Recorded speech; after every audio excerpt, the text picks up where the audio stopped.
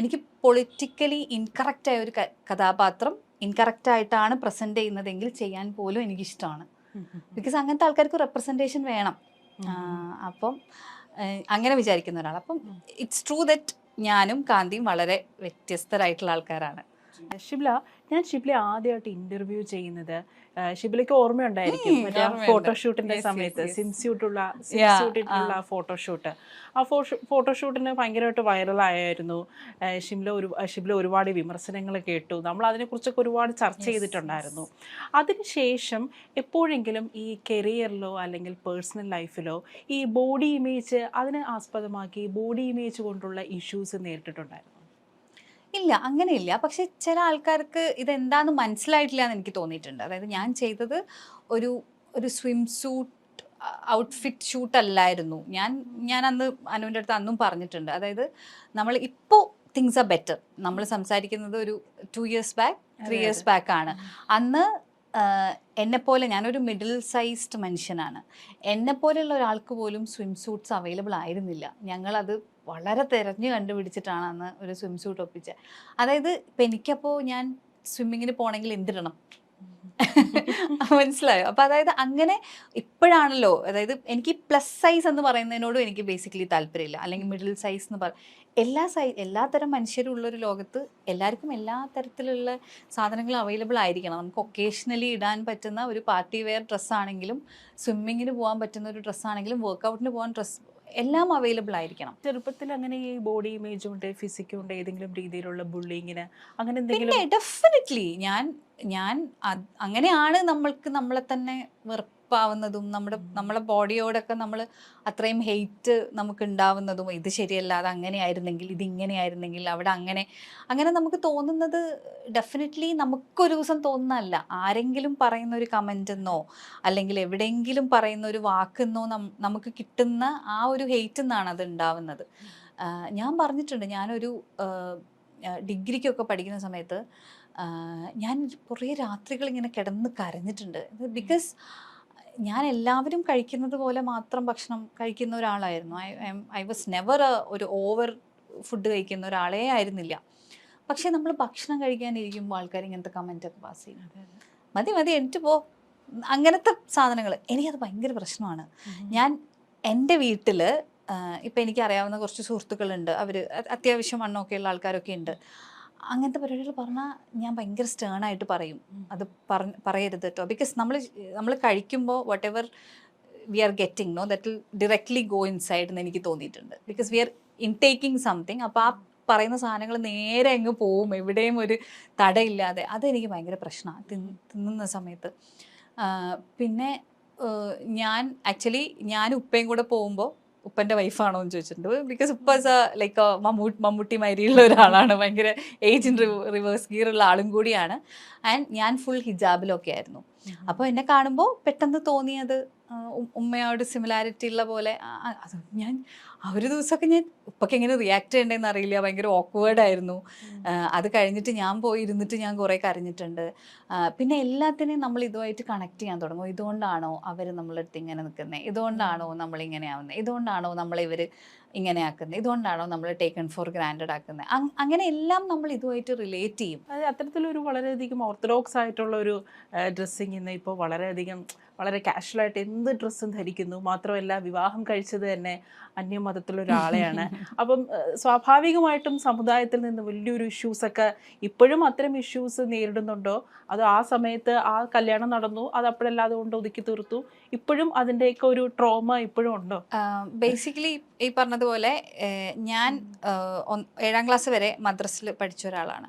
അപ്പം എനിക്ക് തോന്നാണ്ട് റിലീജിയസ് സ്റ്റഡീസൊക്കെ നമ്മൾ കുറച്ചൊരു പ്രായത്തിട്ട് നമ്മൾ ചൂസ് ചെയ്തൊക്കെ പഠിക്കണം. ഇല്ലെങ്കിൽ നമുക്ക് എല്ലാ മതവും ഇൻട്രൊഡ്യൂസ് ചെയ്യാൻ പറ്റണം. ഐ മീൻ ലൈക്ക് ഞാൻ പറയുന്നത്, എനിക്കിപ്പോൾ ക്രിസ്ത്യാനിറ്റിയെ പറ്റി ഒന്നും അറിയില്ല. ഞാനൊരു സ്കൂളിൽ പഠിച്ച സമയത്ത് ഒരു സെൻറ്റ് ജമാസ് സ്കൂളിൽ പഠിച്ചതുകൊണ്ട് I know the basics, like the basics അറിയാം. എനിക്ക് എല്ലാ ഓപ്ഷൻസും തന്നാലാണല്ലോ എനിക്ക് എന്ത് വേണം എന്ന് എനിക്ക് ചൂസ് ചെയ്യാൻ പറ്റുന്നത്. ഞാൻ ഒരു മുസ്ലിം ആയത് because I M born in a Muslim family. എനിക്കിഷ്ടമാണ് അതിൻ്റെ കൾച്ചറും അതിൻ്റെ എല്ലാ കാര്യങ്ങളും എനിക്കിഷ്ടമാണ്.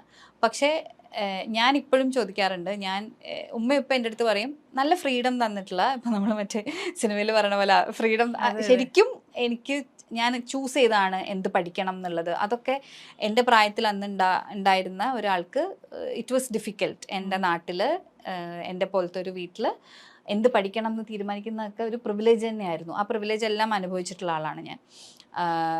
എല്ലാ തരത്തിലും എനിക്ക് ഈ പറഞ്ഞതുപോലെ ഇപ്പോൾ സ്കൂൾ കഴിഞ്ഞാൽ വേറെ എവിടെയെങ്കിലും പോകാനൊന്നും അന്ന് അങ്ങനത്തെ എന്താ പറയുക ഓപ്ഷൻസോ പോസിബിലിറ്റീസോ ഒന്നും ഇല്ല. പക്ഷെ I use to go hang around with my friends and come back by 6-7 o'clock. അപ്പോൾ യൂഷ്വലി മഗ്‌രിബാവുമ്പോഴേക്ക് വീട്ടിലെത്തണം എന്നുള്ളതാണ് നമ്മുടെ ഒരു പരിപാടി. പക്ഷെ അത് കഴിഞ്ഞിട്ട് വന്ന ദിവസങ്ങളുണ്ട്. I use to inform and they use to trust me so much. അപ്പം എൻ്റെ അടുത്ത് ഉമ്മയും ഉപ്പയും പറയുന്ന കാര്യം എന്ന് വെച്ചാൽ നീ ആ ട്രസ്റ്റ് ബ്രേക്ക് ചെയ്തു എന്നുള്ളതാണ്. അത് ഒരു തെറ്റായിട്ട് തന്നെ ഞാൻ വിചാരിക്കുന്നുണ്ട്. I shouldn't have done that. അതായത് അങ്ങനെ ഒരു ട്രസ്റ്റ് ബ്രേക്ക് ചെയ്യുക, ബിക്കോസ് ദേ ട്രസ്റ്റഡ് മീ. അതെനിക്ക് അറിയായിരുന്നു. അത് ഞാൻ എന്നെ മിസ്യൂസ് ചെയ്താണെന്നൊക്കെ വേണമെങ്കിൽ പറയാം. കല്യാണം കഴിക്കുന്നത് എങ്ങനെ ഒരു അതായത് ഇഷ്ടമുള്ള ആളോട് ഇഷ്ടം തോന്നിയപ്പോൾ എനിക്ക് പറയാനുള്ള ഫ്രീഡം ഉണ്ടായിരുന്നു എൻ്റെ വീട്ടിൽ. പക്ഷെ എനിക്ക് അറിയായിരുന്നു പറഞ്ഞാൽ എന്താ സംഭവിക്കാന്ന്. ബിക്കോസ് അൾട്ടിമേറ്റ്ലി അവർക്ക് മതം ഒരു പ്രശ്നം തന്നെയാണ്. ഇപ്പോഴും ഉമ്മ എന്നെ വിളിച്ചിട്ട് ചോദിക്കും, എന്താണ് നെയിൽ പോളിഷൊക്കെ ഇട്ട് എങ്ങനെയാണ് നിസ്കരിക്കുക, ഒന്നും എടുക്കാൻ പറ്റൂലല്ലോ, പിന്നെ എന്താണ് ഷോർട്സ് ഒക്കെ ഇട്ടിട്ടാണ് ഫോട്ടോ ഒക്കെ എടുക്കുന്നത് എന്നൊക്കെ ഉമ്മ വിളിച്ച് ചോദിക്കും. ഉമ്മക്ക് അതൊക്കെ പ്രശ്നമാണ്. അതേപോലെ കഴിഞ്ഞ ദിവസം ഞാൻ ഹസ്ബൻഡിൻ്റെ കൂടെ അമ്പലത്തിൽ പോയൊരു ഫോട്ടോ എനിക്കിങ്ങനെ സ്ക്രീൻഷോട്ട് അയച്ചു തന്നിട്ട് ഇത് സിനിമയുടെ ഭാഗമാണോ എന്നോട് ചോദിച്ചിരുന്നു. അതൊക്കെ അവർക്ക് ഇപ്പോഴും ബുദ്ധിമുട്ടാണ്.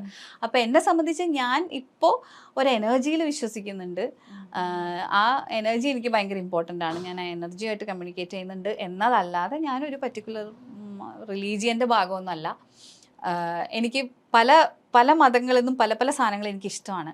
ഈവനിങ് പ്രെയർ അല്ലെങ്കിൽ ഡിന്നറൊക്കെ ഒരുമിച്ച് ചെയ്യുന്ന ക്രിസ്ത്യൻസിൻ്റെ ഒരു ശീലമാണെന്ന് കേട്ടിട്ടുണ്ട്. ഞാൻ അത് അപ്ലൈ ചെയ്യാൻ മാക്സിമം ശ്രമിക്കാറുണ്ട്. ഒരു നേരം ഫോണൊക്കെ മാറ്റി വെച്ച് ഒരുമിച്ചിരുന്ന് ഭക്ഷണം കഴിക്കുന്നത്, ഒരുമിച്ചിരുന്ന് പ്രാർത്ഥിക്കുന്നതും.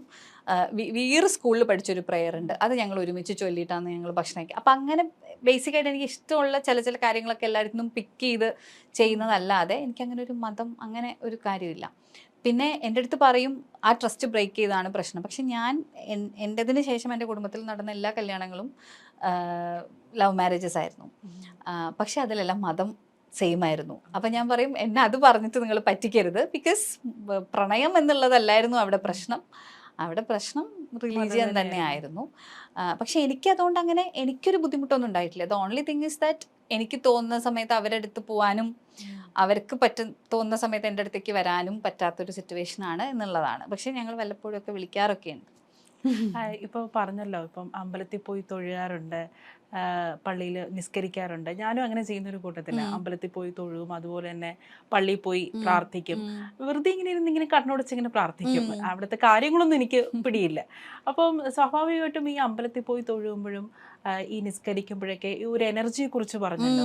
ആ ഒരു നിസ്കരിക്കപ്പോൾ കിട്ടുന്ന ആ ഒരു എനർജി, അത് അമ്പലത്തിൽ പോയി തൊഴുകുമ്പോൾ അവിടുത്തെ ഈ മണിയടി ശബ്ദമൊക്കെ കേൾക്കുമ്പോൾ ആ പ്രാർത്ഥനകളൊക്കെ ചൊല്ലുമ്പോൾ ആ സെയിം വൈബ്രേഷൻ കിട്ടുന്നുണ്ടോ? ഡിഫറെൻ്റ് ആണ്. It's actually different. ഞാൻ ഉംറക്ക് പോയിട്ടുണ്ടായിരുന്നു സൗദിയിൽ. അപ്പം ഞാൻ ഭയങ്കര ഒരു ക്രിറ്റിസൈസിങ് മെൻറ്റാലിറ്റിയിലാണ് പോയത്. Because I was too young. എനിക്ക് തോന്നുന്നു ഡിഗ്രി ഫസ്റ്റ് ഇയറോ ഒക്കെ ആയിട്ടേ ഉണ്ടായിരുന്നുള്ളൂ. അപ്പം എനിക്കങ്ങനെ ഞാൻ ഒരു റിലീജിയസ് റിച്വലിന് പോയതിനെക്കാട്ടിലും സൗദി കാണാം, മെക്ക കാണാം, കഅബ കാണാം എന്നൊക്കെയുള്ള ഇൻട്രസ്റ്റിലാണ് പോയത്.